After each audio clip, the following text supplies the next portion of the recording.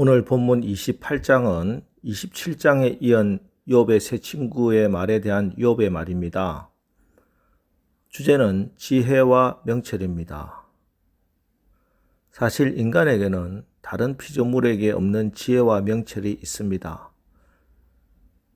그래서 다른 동물들은 결코 가질 수 없는 은을 캐는 광산이 있고 금을 캐내어 정련하는 재련소도 있습니다. 뿐만 아니라 광산에서 철도 캐내고 구리도 캐냅니다. 그런 광물질이 땅속 깊이 매장되어 있다고 해서 캐내지 못하는 일이 없습니다. 깊이 파고 들어가 반드시 캐냅니다. 또한 탄광이 어둡다고 해서 캐내는 일을 포기하는 경우도 없습니다. 그것만이 아닙니다. 인간은 큰 바위를 깨고 산을 다 뒤집어서라도 산속 깊이 감춰진 각종 신기한 보석들 다 찾아냅니다. 이러한 능력은 인간 외에는 그 어떤 동물도 갖고 있지 못합니다.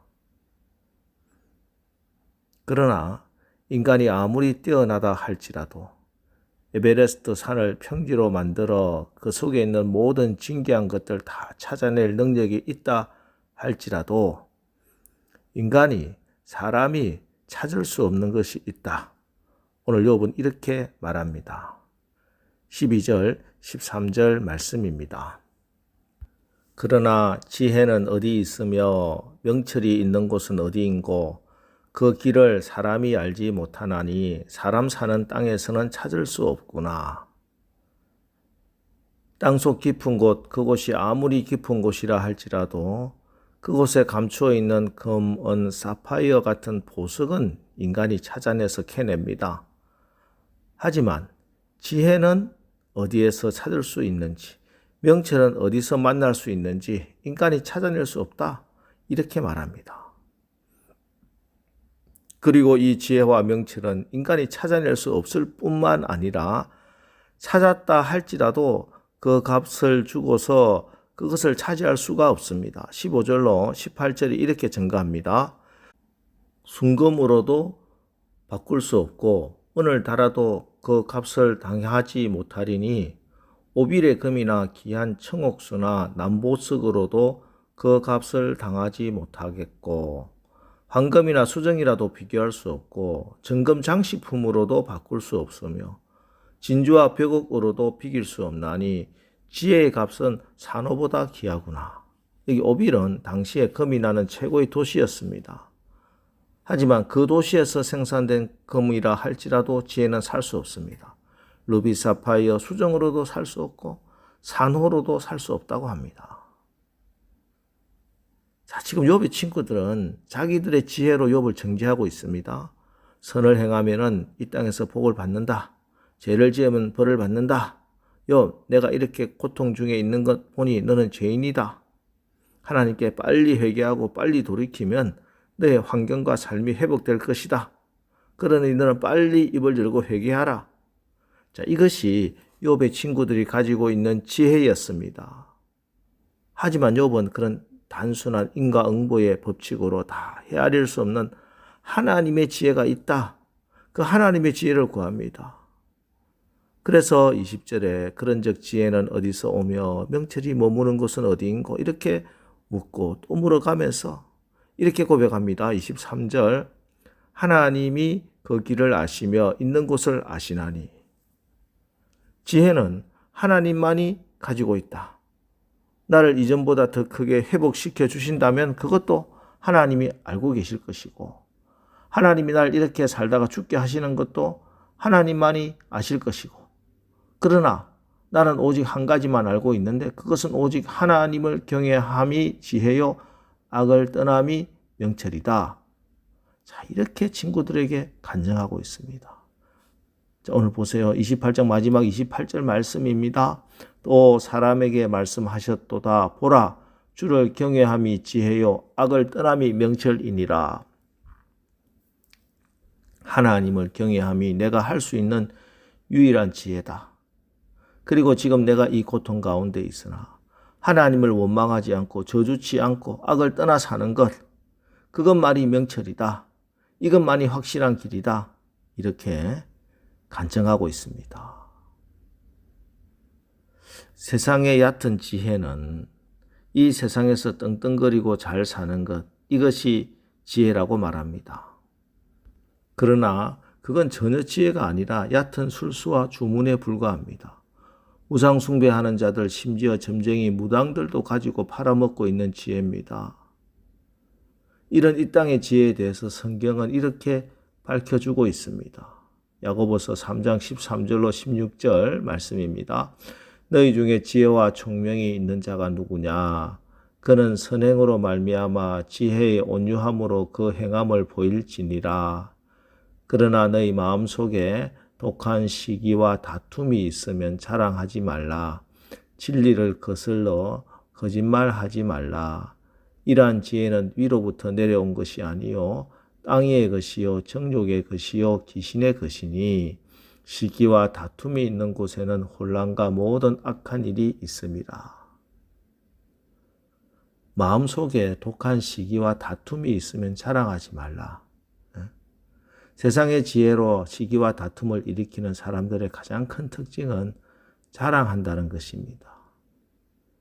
욥의 친구들의 주장과 지혜, 그것이 아무리 바른 말이고 옳은 말인 것 같아도 내가 이렇게 똑똑하고 내가 이런 사실 밝혀서 이제 내가 바로 잡는다. 내가 정의를 공의를. 그런데 그 마음속 깊은 곳에 있는 것은 다름 아니라 독한 시기와 다툼이더라 하는 것입니다. 그래서 이들은 그의 가장 친한 친구 욥이 고통 중에 있는 친구가 그들이 속한 공동체가 가정이 교회가 고통을 받든지 혼란에 빠지는 것도 상관하지 않습니다. 회사가 폐업되고 가정이 쪼개지고 교회가 나눠져도 좋다는 겁니다. 그들의 지혜는 땅의 것이요 정욕의 것이요 귀신의 것이기 때문입니다. 반면에 위로부터 난 하늘의 신령한 지혜는 어떤 것입니까? 야고보서 3장 17절 18절 오직 위로부터 난 지혜는 첫째 성결하고 다음에 화평하고 관용하고 양순하며 긍휼과 선한 열매가 가득하고 편견과 거짓이 없나니 화평하게 하는 자들은 화평으로 심어 의의 열매를 거두느니라. 위로부터 난 지혜에는 화평함이 있습니다. 위로부터 난 지혜는 상처를 치유하고 교회를 하나로 만드는 것입니다. 그 모임을 하나로 만드는 것입니다. 미워할 사람 다 미워하고 원수 갚을 것 다 갚고 사는 것, 그거는 그리스도인의 삶이 아닙니다. 내가 섭섭하면 저쪽에게도 아픔이 있는 겁니다. 여러분, 우리가 무슨 일을 하든지 다툼이 일어나고 분쟁이 일어난다면은 그 일은 위로부터 난 지혜가 아닙니다. 하늘의 지혜가 아닙니다. 어떤 일보다 하나됨이 먼저입니다. 하나됨을 먼저 회복한 이후에 그 일을 해야 합니다. 에베소서 4장 3절 평안에 매는 줄로 성령의 하나되게 하신 것을 힘써 지키라. 한 영혼이 천하보다 귀합니다. 일보다 천하보다 한 영혼이 더 귀중합니다. 단 한 사람이라도 그 사람을 파괴시키고 희생시켜야 한다면은 그 일을 멈춰야 합니다. 그렇기 때문에 무엇보다도 말씀을 붙들고 기도해야 합니다. 왜냐하면은 이 지혜는 이 땅에서 찾을 수 없고 금은 보화로도 살 수 없기 때문입니다. 오직 23절 하나님이 그 길을 아시며 있는 곳을 아시나니 또 28절 주를 경외함이 지혜요 악을 떠남이 명철이니라. 그래서 어떻게 해야 합니까? 야고보서 1장 5절 너희 중에 지혜가 부족하거든 모든 사람에게 후히 주시고 꾸짖지 아니하시는 하나님께 구하라. 그리하면 주시리라. 하나님께 구해야 됩니다. 말씀 붙들고 기도해야 됩니다. 하늘로부터 하나님으로부터 받는 지혜가 없으면요. 이 땅의 지혜로 귀신의 지혜로 살아갈 수밖에 없습니다. 하나님 말씀을 온유함으로 받으십시오. 그리고 그 말씀 붙들고 믿음으로 오늘 새벽에도 기도하십시오. 그래서 오늘 하루도 위로부터 지혜를 받아 우리의 가정과 공동체가, 우리 교회가 하나님이 다스리는 하나님 나라 되기를 주님의 이름으로 축원합니다. 기도하겠습니다. 하나님, 오늘 이 땅에 속한 지혜와 하늘로부터 내리는 지혜가 있고 참된 지혜와 명철이 오직 하나님께 있고 또 하나님을 경외하는 것이 지혜이고 악을 떠남이 명철이라는 고백을 하는 욥을 읽었습니다. 하나님, 정욕적이고 귀신의 것인 세상의 지혜 버리게 하옵소서. 그리하여 우리의 삶에 시기와 다툼과 혼란과 모든 악한 일들이 사라지게 하시고 하나님으로부터 내리는 지혜를 받아 화평으로 심어 의의 열매가 풍성한 삶 살게 하옵소서.